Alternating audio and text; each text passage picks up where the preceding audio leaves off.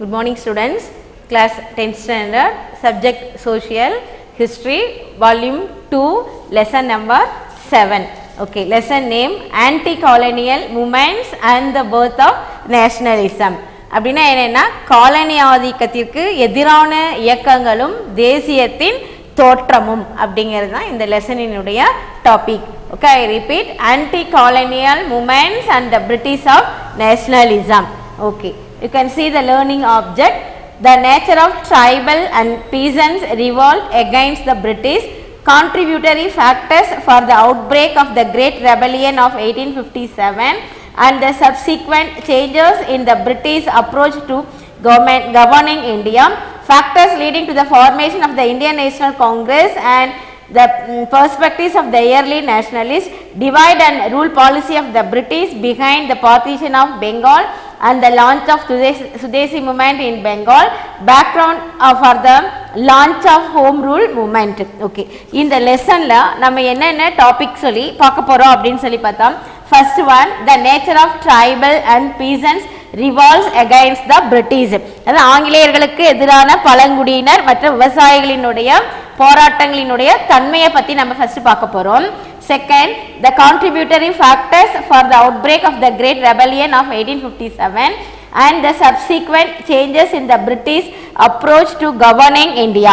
அது 1857 அந்த Great Revolt பெரும் கலகம் இருந்தது இல்லையா, அது அந்த பெருங்கலகம் எப்படி வந்தது, அதுக்கு உண்டான ஃபேக்டர்ஸ் காரணிகள்லாம் என்ன, அதை தொடர்ந்து பிரிட்டிஷ் என்ன பண்ணாங்க, இந்தியாவில் வந்து எப்படி தங்களுடைய அந்த ரூலிங் பார்ட்டியை அந்த ரூலிங் எப்படி சேஞ்சஸ் பண்ணிக்கிட்டாங்க, அது ஆளும் தன்மையை எப்படி அவங்க மாற்றி அமைச்சிட்டாங்க அப்படிங்கிறதையும் இந்த லெசனில் நம்ம பார்க்க போகிறோம்.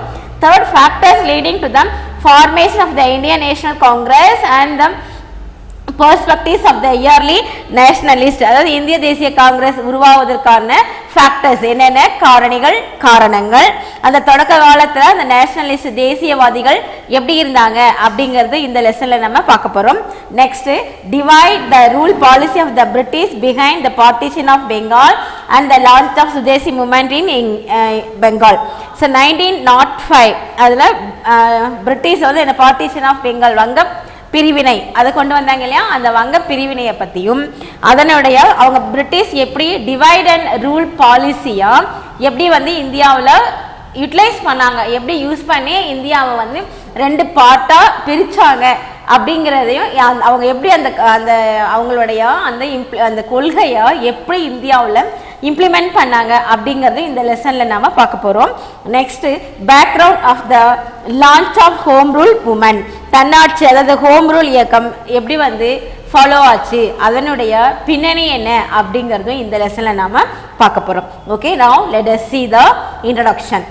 On 23rd June 1757, the Nawab of Bengal, Siraj-ud-Dawla, was defeated by the East India Company at the Battle of Plassey. The battle was orchestrated by Robert Clive, Commander-in-Chief of the East India Company, who managed to get the clandestine support from the Mir Jafar, the uncle of Siraj-ud-Dawla and the chief of the Nawab army. Clive was helped by the Jahat Seth, that is money lenders from Bengal, who were aggrieved by Siraj-ud-Dawla's policy. The Battle of Plassey was followed by the blunder of Bengal between 1757 and 1760. The company received 32.5 million rupees from Mir Jafar, who became the new Nawab of Bengal. The same money was later invested to propel the Industrial Revolution in Britain, which rapidly mechanized the British textile industry. On the other hand, India was led to the path of deindustrialization and forced to create a market for the product manufactured in Britain. The blunder of India by the East India Company continued for another 190 years.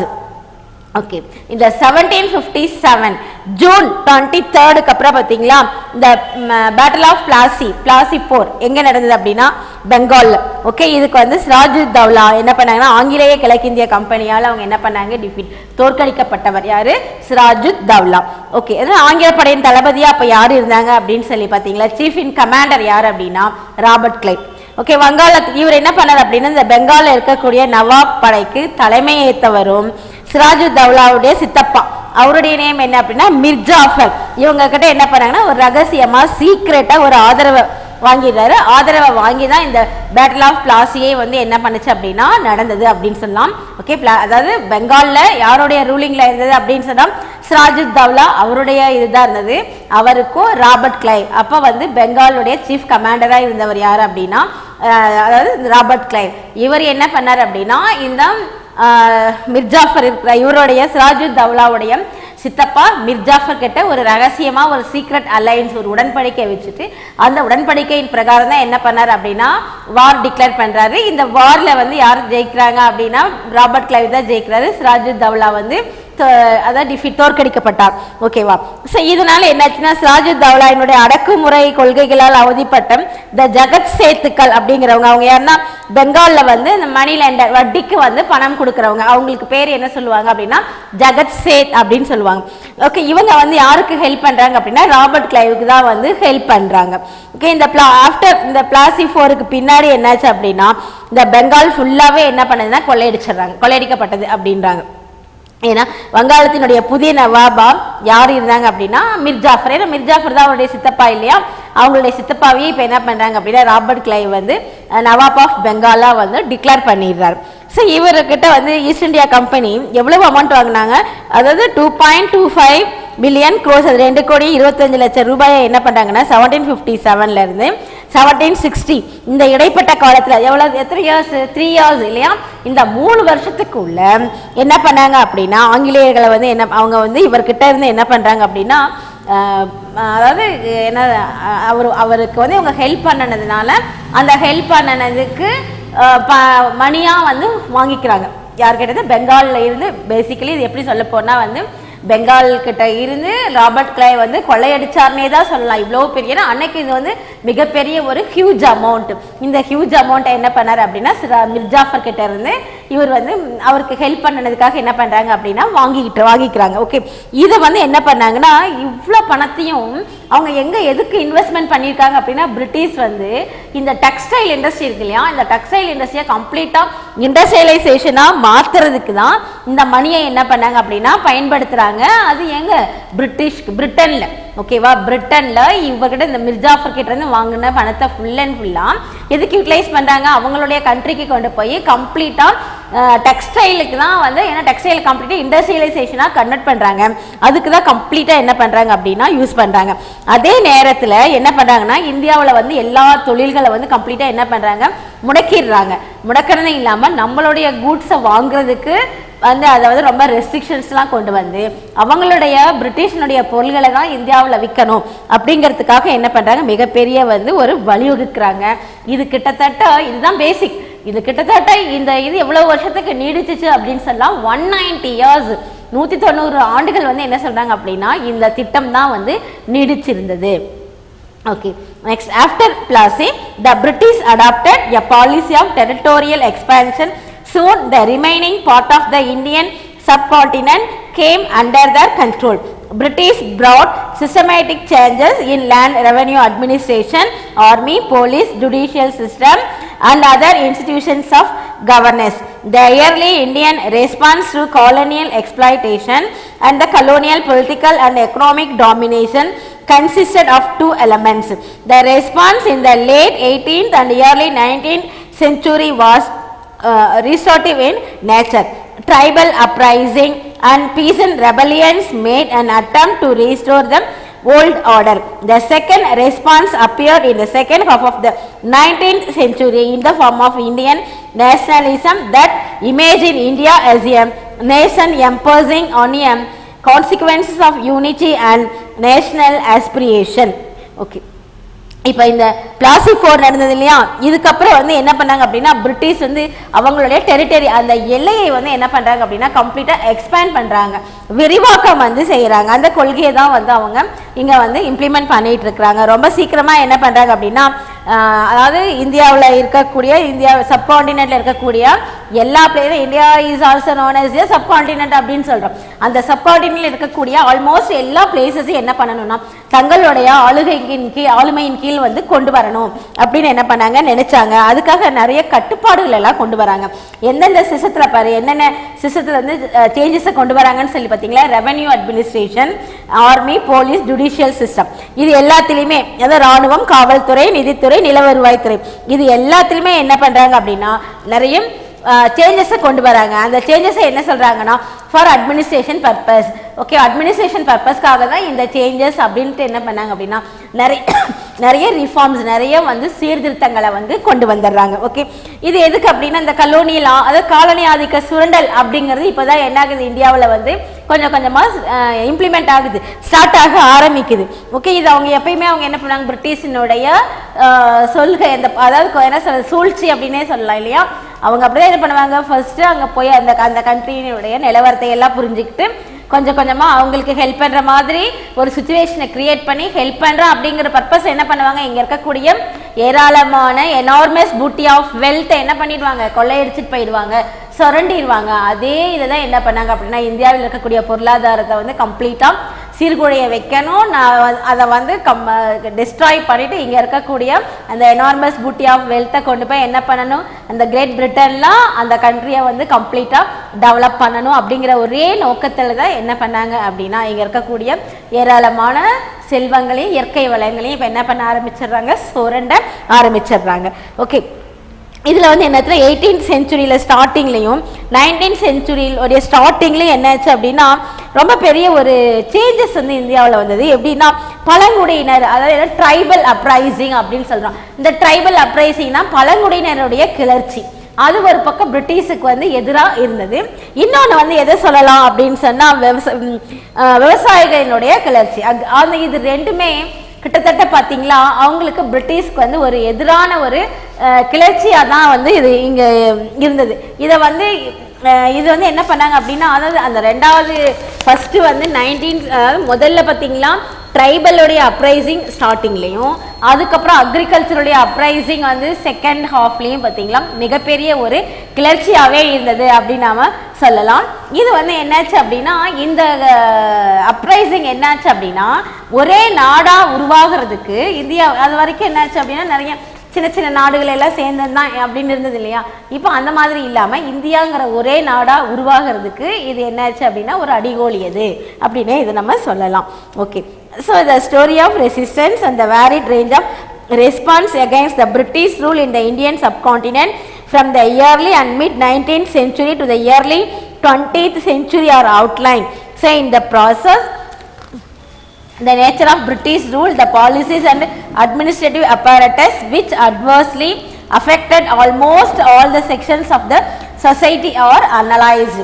So இது என்ன அப்படின்னா India நம்ம ஏற்கனவே நம்ம சொல்லியிருக்கோம், India is also known as yeah subcontinent அப்படின்னு சொல்கிற இந்திய துணை கண்டத்தில் பார்த்தீங்களா அதாவது 19th செஞ்சுரியினுடைய ஸ்டார்டிங்லேயும் அடுத்து 20th செஞ்சுரியினுடைய சென்டர்லேயும் தொடர்ந்து என்ன பண்ணாங்க அப்படின்னா பிரிட்டிஷ் ஆட்சிக்கு எதிரான ஒரு போர்க்கால தொடக்கத்தை வந்து இந்தியா ஆரம்பித்தது அப்படின்னே நம்ம வந்து சொல்லலாம்.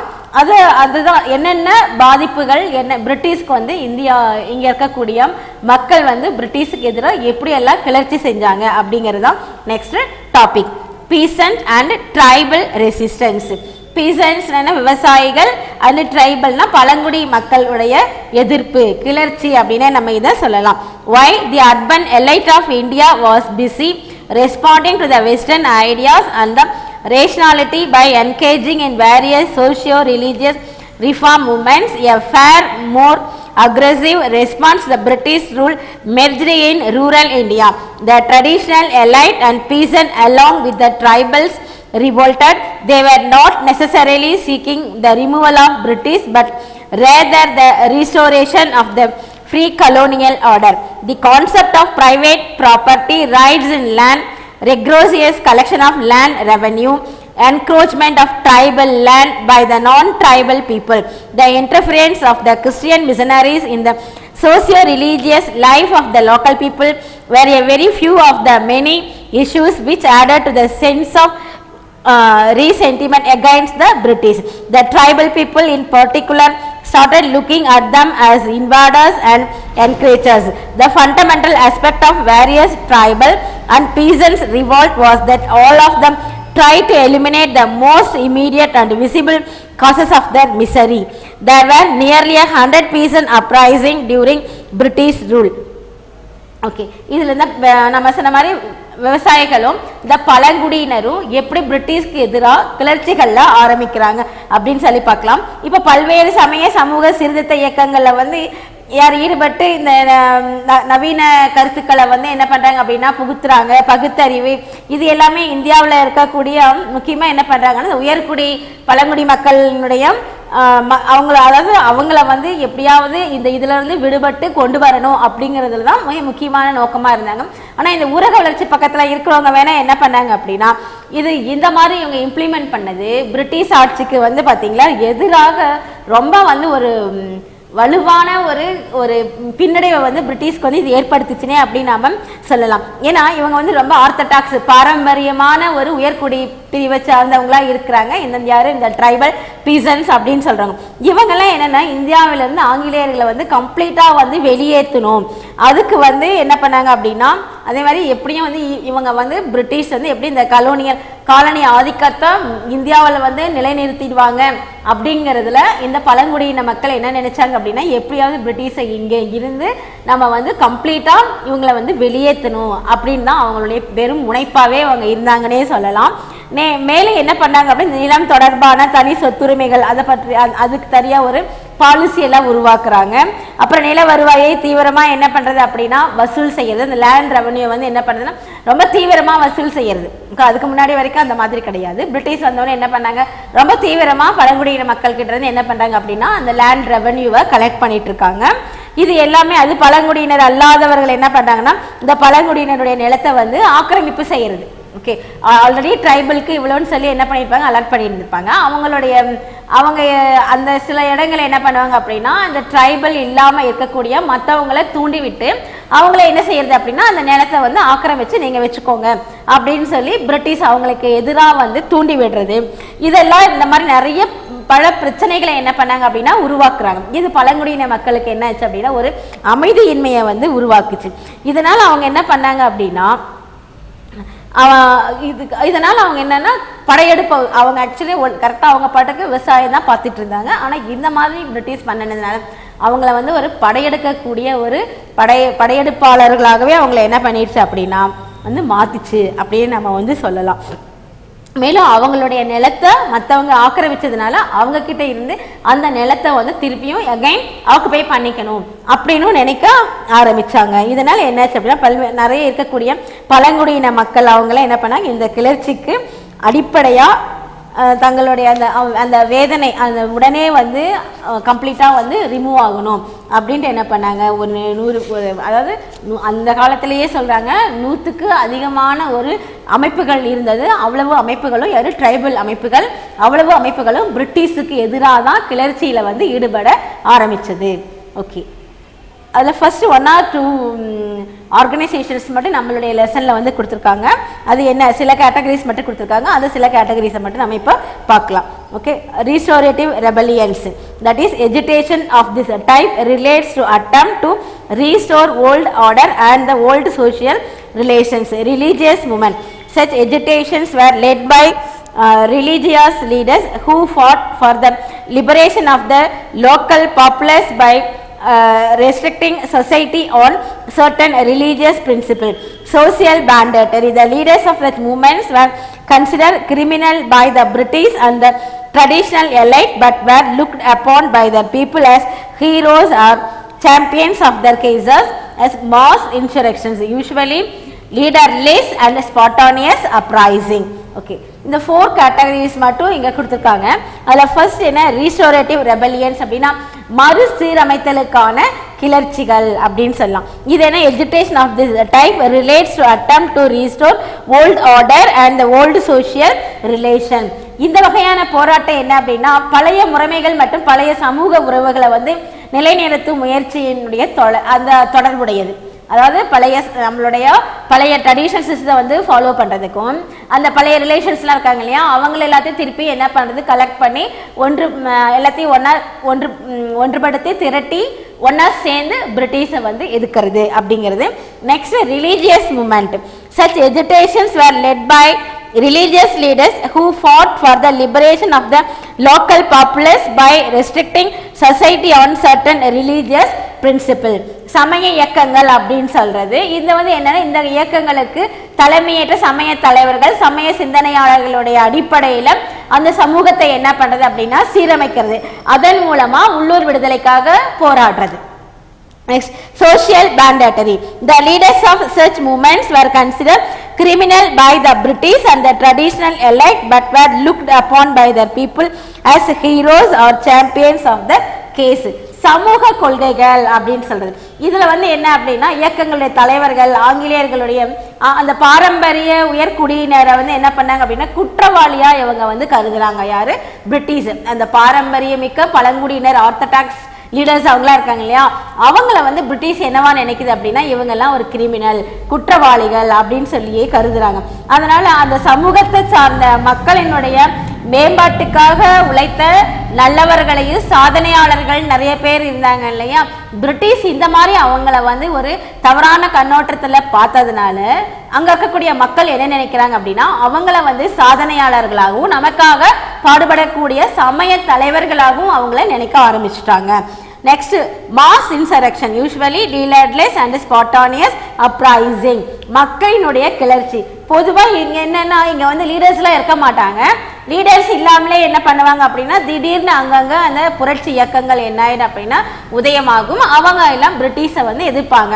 இதுக்கு நம்ம இப்போ கரெக்டான எக்ஸாம்பிள் சொல்லணும் அப்படின்னா இப்போ நம்ம இந்த ஜல்லிக்கட்டு எக்ஸாம்பிளை வந்து சொல்லலாம் இல்லையா, அதுக்குன்னு ஒரு குறிப்பிட்ட லீடர் இல்லாமல் லீடர்லெஸ்ஸாக இருந்து ஒரு பெரிய கிளர்ச்சியை ஏற்படுத்தி அதுக்கு உண்டான அந்த ஆதரவை வந்து வாங்கினாங்க இல்லையா, அந்த மாதிரின்னு இதை வந்து சொல்லலாம். Okay, next changes in the revenue system. Changes இந்த ரெவன்யூ சிஸ்டம்னா என்ன, வருவாய் முறையில் மாற்றங்களை கொண்டு வருது. The East India Company restricted the Mughal revenue system across India in such a manner that it increased the financial burden on the peasants. There was no wider spread system of private ownership of the land in free British India. Similarly, zamindars and others who were to collect revenue and remit it to the government were never given the possession right on land. So the changes introduced by the British in land tenures and significantly alter the agrarian relations. சரி, okay, இதை India வருவாயில் வந்து என்னென்ன சேஞ்சஸை British கொண்டு வராங்க. So India ஃபுல்லாக Mughal revenue சிஸ்டத்தை நம்ம என்ன பண்ணிட்டு இருந்தோம், ஃபாலோ பண்ணிட்டு இருந்தோம். ஏன்னா கிட்டத்தட்ட மொகல்ஸ் தான் நம்மக்கிட்ட என்ன சொல்லியிருக்கிறோம், அவங்களும் வந்து 10th செஞ்சுரியிலேருந்து up to 17th century வரைக்கும் அவங்களுடைய ஆதிக்கமாக தான் இந்தியாவில் இருந்தது. ஓகே, ஸோ அவங்க வந்து என்ன வந்து லேண்ட் ரெவன்யூ சிஸ்டம் வந்து ஃபாலோ பண்ணிட்டு இருந்தாங்களோ கொண்டு வந்திருந்தாங்களோ அந்த சிஸ்டத்தை இப்போயும் என்ன பண்ணிட்டு இருந்தாங்க, ஃபாலோ பண்ணிட்டு இருந்தாங்க. ஆனால் இந்த ஈஸ்ட் இந்தியா கம்பெனி என்ன பண்ணுச்சு அப்படின்னா கம்ப்ளீட்டாக அந்த ரெவன்யூ சிஸ்டம் வந்து சேஞ்ச் பண்ணுது. இந்த சேஞ்ச் பண்ணது என்னாச்சு அப்படின்னா மிகப்பெரிய ஒரு நிதி சுமையை வந்து மக்களுக்கு வந்து ஏற்படுத்துது. இதனால இன்னொன்று என்ன சொல்ல போனால் எந்த ஒரு திட்டத்தையும் விரிவாகவும் அதாவது எலாபரேட்டாகவும் இல்லை மக்களுக்கு புரியக்கூடிய வகையிலையும் என்ன பண்ணல அப்படின்னா அவங்க சீரமைக்கல அப்படின்னே சொல்லலாம். இதனால் வந்து ஜமீன்தார்களுக்கும் அதே மாதிரி நிலையான ஒரு சொத்துரிமைகள் வந்து யாருக்கு வந்து கிடைக்கலன்னு சொல்லலாம், இந்த ஜமீன்தார்ஸ் அவங்களுக்குமே கிடைக்கல. அதே மாதிரி நிலம் பற்றிய எந்த ஒரு விவரமும் ஒரு சரியான முறையில் வந்து சீரமைச்சு இந்த லேண்ட் இந்த மாதிரி கண்டிஷன் இதுலேருந்து இவ்வளவு வந்து ரெவன்யூவாக கலெக்ட் பண்ணலாம் அப்படிங்கிற எந்த ஒரு சிஸ்டத்தையும் என்ன பண்ணல அப்படின்னு சொன்னால் ஒரு முறையான ரெகுலாரிட்டியாக வந்து வகுத்து கொடுக்கல அப்படின்னே சொல்லலாம். ஆனால் இவங்க வந்து என்ன பண்ணாங்கன்னா அந்த சேஞ்சஸை மட்டும் என்ன பண்ணுறாங்க, இம்ப்ளிமெண்ட் பண்ணிடுறாங்க. Okay, next subletting of land அப்படின்னு என்னதுன்னா நிலத்தை வந்து கீழ் குத்தகைக்கு விடுறது.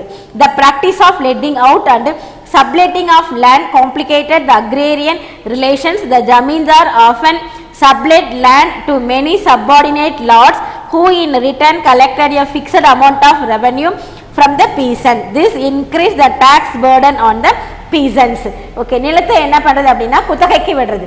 குத்தகைக்கு விடுறதும் கீழ் குத்தகைக்கு சப்லெட்டிங் அப்படின்னா ஒருத்தர் குத்தகைக்கு விடுறது. அவர் வந்து என்ன பண்ணுவார் அப்படின்னா அவர்கிட்ட இருக்கக்கூடிய அந்த நிலத்தை சப்லெட்டிங்காக அதை வந்து கீழ் குத்தகைக்கு இன்னொருத்தருக்கு பிரித்து கொடுத்து உள் குத்தகை அவர்கிட்ட என்ன பண்ணுறது அப்படின்னா இந்த மாதிரி லீஸுக்கு விடுறது. இது என்னாச்சுன்னா விவசாய உறவில் வந்து மிகப்பெரிய ஒரு சிக்கலை வந்து இது வந்து ஏற்படுத்துச்சு அப்படின்னே சொல்லலாம். ஏன்னா ஜமீன்தார் என்ன பண்ணுவாரு, அவர்கிட்ட இருக்கிற நிலத்தை தன்னை சார்ந்து இருக்கக்கூடிய ஒரு விவசாயிகள்கிட்ட வந்து அதை ஒப்படைச்சிருப்பாரு. அந்த விவசாயி என்ன பண்றாங்க, அதை வந்து இன்னும் பல பேருக்கு வந்து சப்ளேட்டிங் முறையில் வந்து குத்தகைக்கு விடும் பொழுது என்னாச்சு அப்படின்னா மிகப்பெரிய ஒரு பிரச்சனையை வந்து ஏற்படுத்துச்சு.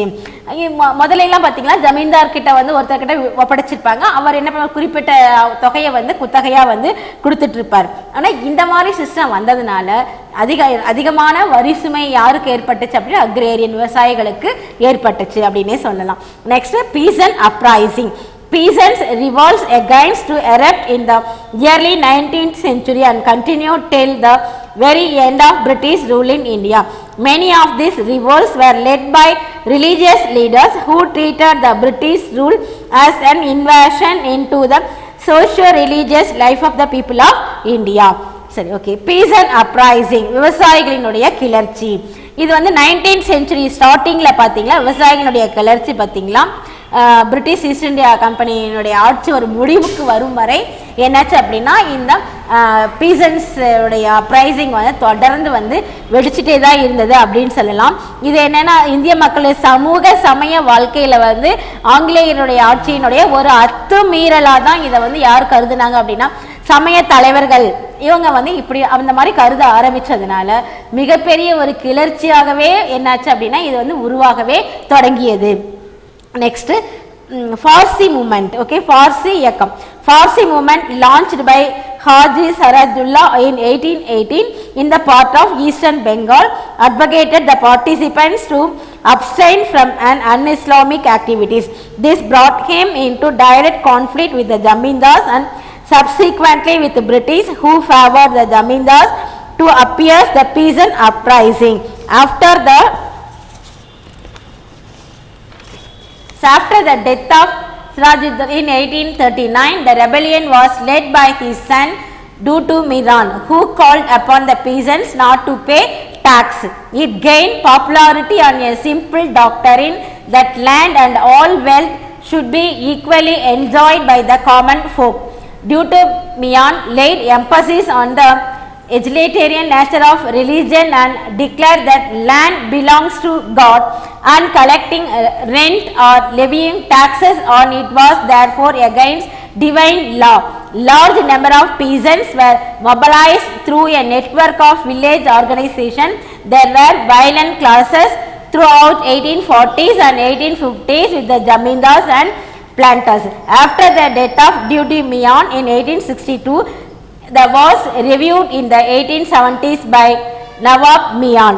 Okay, next பாத்தீங்களா பார்சி மூமெண்ட், பார்சி இயக்கம் அப்படின்னு சொல்றோம். இது ஹாஜி ஹரியதுல்லா அப்படிங்கிறவரால 1818 அந்த இயர்ல தான் இந்த பார்சி மூமெண்ட் வந்து தொடங்கப்பட்டது. ஓகே, யாரால தொடங்கப்பட்டது?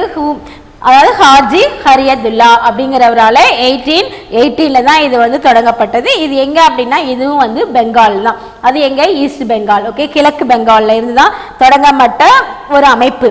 ஓகேவா? இது வந்து இந்த உறுப்பினர்களை வந்து என்ன பண்ணாங்க அப்படின்னா இஸ்லாமுக்கு எதிரான நடவடிக்கையில வந்து ஈடுபட வேண்டாம் அப்படின்னு என்ன பண்ணாங்கன்னா கேட்டுக்கிறாங்க. ஓகே, இந்த இயக்கம் பார்சி இயக்கம். ஆனால் இஸ்லாமியர்களுக்கு எதிராக எந்த ஒரு இடத்துலையும் அவங்களுக்கு எதிராக இந்த இயக்கத்தை வந்து தூண்டப்படக்கூடாது அப்படின்னு சொல்லி கேட்டுக்கிறாங்க. யார் அப்படின்னா ஹாஜி ஹரியதுல்லா அப்படின்னு சொல்லி கேட்டுக்கிறாங்க.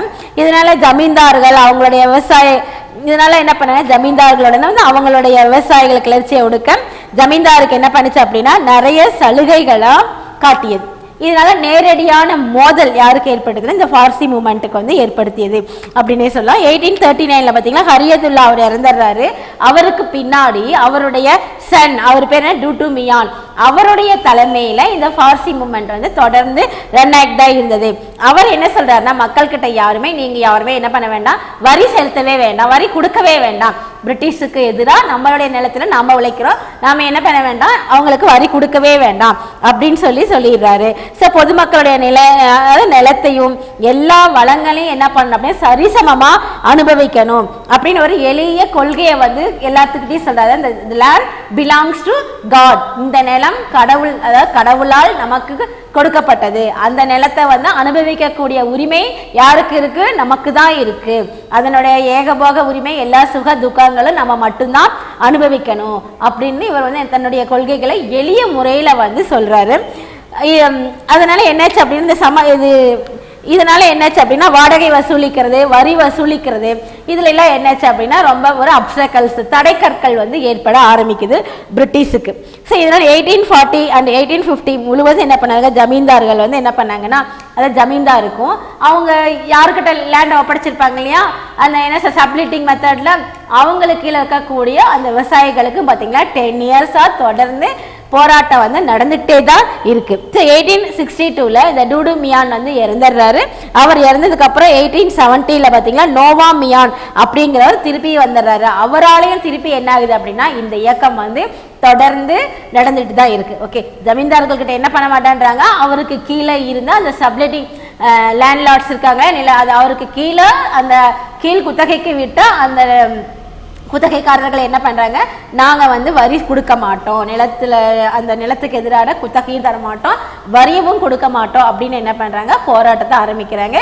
இதுக்கு யாருன்னா பார்சி இயக்கத்தினுடைய தலைவர் வந்து டூடு மியான், அவர் தான் வந்து சொல்கிறார். ஓகே, என்ன சொல்ற, இந்த லேண்ட் பிலாங்ஸ் டு காட், கடவுளுக்கு சொந்தமானது இந்த நிலம் அப்படின்னு சொல்லிட்டு, அதனால என்ன நாங்கள் வந்து யாரும் வந்து வரி கொடுக்க மாட்டோம் அப்படின்றாரு. கிட்டத்தட்ட ஒரு 10 இயர்ஸாக தொடர்ந்து என்ன பண்ணுறாங்க, இவங்க வந்து இந்த கிளர்ச்சியிலே தான் பிரிட்டிஷுக்கு எதிராக ஈடுபட்டு இருக்காங்க. டூடு மியான் இறந்து போனதுக்கு அப்புறம் அந்த இயக்கம் என்னாச்சு அப்படின்னா, அவருடைய அடுத்து பார்த்தீங்கன்னா அவருடைய பிரதர், அதாவது நோவான் மியான் அப்படிங்கிறவர் என்ன பண்ணா, அவராலையும் தொடர்ந்து இந்த இயக்கம் என்ன ஆயிடுது, தொடர்ந்து நடந்துகிட்டே தான் இருந்தது.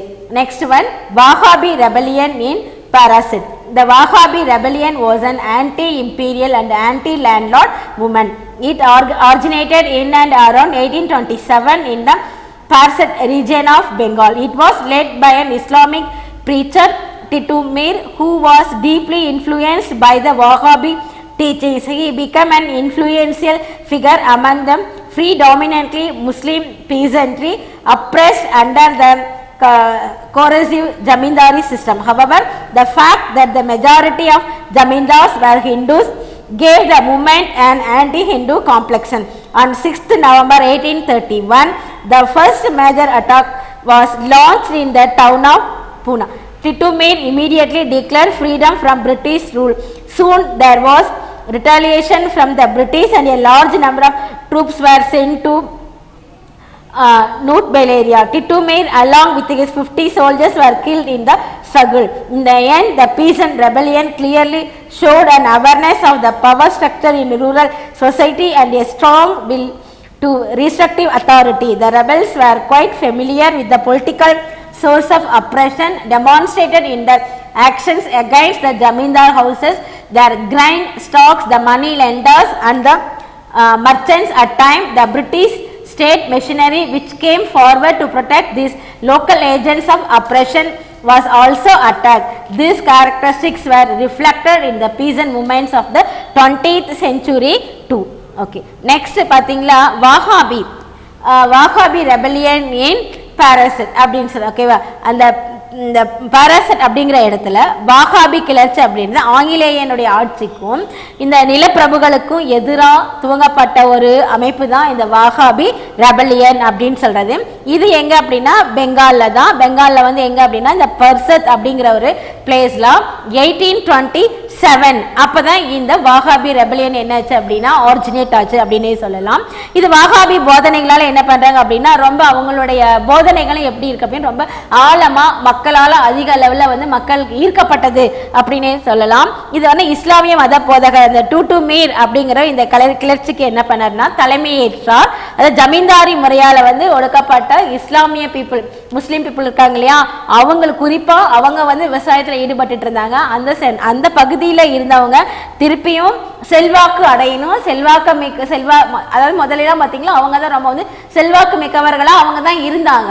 அந்த நடுவில் அந்த செல்வாக்கை அவங்க வந்து இழக்கிறாங்க. திருப்பியும் அந்த இழந்த செல்வாக்கை வந்து மீண்டும் வந்து பெறணும் அப்படின்னு பெரும்பான்மையாக அது ஒரு ரீசன். இன்னொன்று, பெரும்பான்மையாக இருந்த ஜமீன்தார்ஸ்லாம் யாராக இருந்தாங்க அப்படின்னா ஹிந்துக்களாக தான் இருந்தாங்க அப்படின்னு இந்துக்களாக தான் இருந்தாங்க. ஸோ அதனால இவங்க என்ன பண்ணுறாங்க அப்படின்னா பிரிட்டிஷ் வந்து ஹிந்து முஸ்லீம் எதிர்ப்பு சாயம் வந்து இதுக்கு வந்து பூசினாங்க.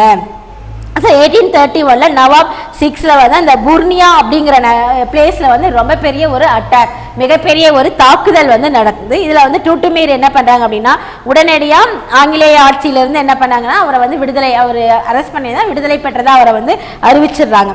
ஸோ உடனடியாக என்ன பண்ணாங்க அப்படின்னா ஆங்கிலேய படைகள் அங்கேருந்து என்ன பண்ணாங்க அப்படின்னா அந்த அறிவிச்சிட்டாலும் உடனே என்ன பண்ணுறாங்கன்னா அதுக்கு அவங்க பதிலடி கொடுக்குறாங்க.